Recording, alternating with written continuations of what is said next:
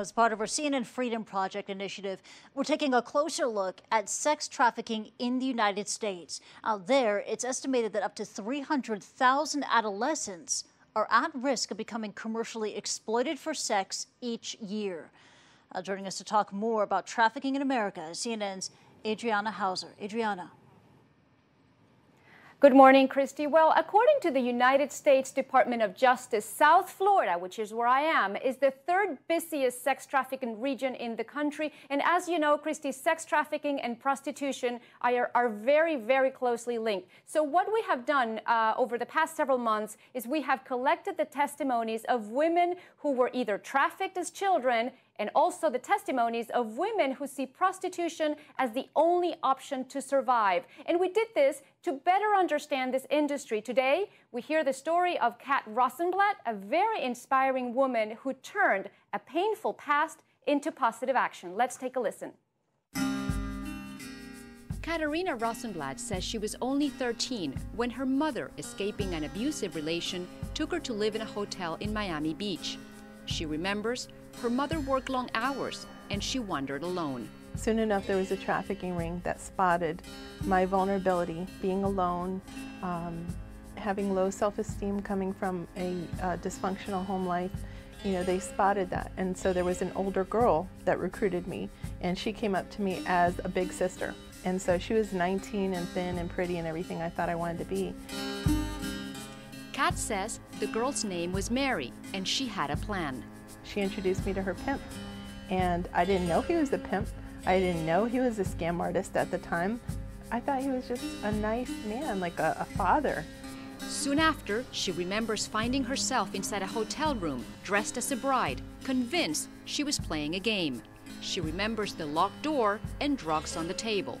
This guy who was half-dressed, with a beer belly hanging out, ready to partake in his transaction. He had negotiated the price with Mary.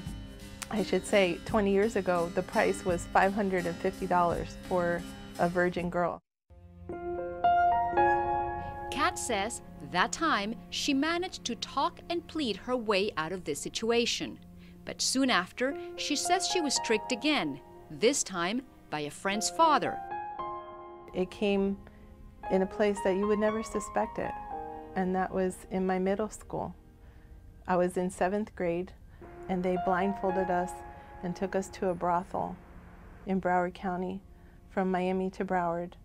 They had paid her father $40 for each of us. She doesn't remember how long she was there for and how many men came by. They let me know what would become of me if I ever told anyone. They told me that they knew where I lived, they knew who my teachers were, they knew what school, they knew everything about me. There was nothing I could do to protect myself, and at 14 years old, I didn't even know where to begin. She dropped out of school and became addicted to drugs. Prostitution didn't seem so foreign anymore. She met up with a pimp. Her dreams were crushed.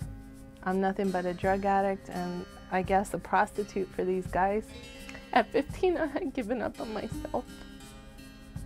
I belonged to the street. I belonged to whoever would show me kindness or give me cocaine.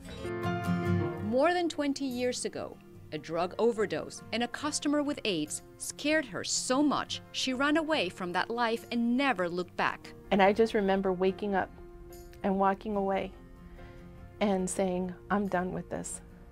I'm never going back there. These people could care less about me. They would kill me if they could. It was not until recently that she dared to tell her story. Her motivation was to help girls in her same situation. Now, Kat works along law enforcement to help them better understand the industry. She also started an organization that provides shelter, support, and counseling to victims of trafficking. The name, There Is Hope for Me. Christy, and other than these painful testimonies, in the next few days, we will also take a look at what the authorities are doing at local, state, and federal level to fight this very perverted industry that, according to the United Nations, generate more than $32 billion worldwide. Christy? Yeah, looking forward to that. And that report, very powerful, both brutal and inspiring. Adriana Hauser there, thank you. And as Adriana said, Kat's story is just the first in a week-long series on sex trafficking in Florida. And Newsstream will bring you more powerful testimonies throughout the week. Now, he says that he found a big security flaw in Facebook's system. So why is this IT researcher not being rewarded for it like others have in the past? We've got his story coming up next on Newsstream.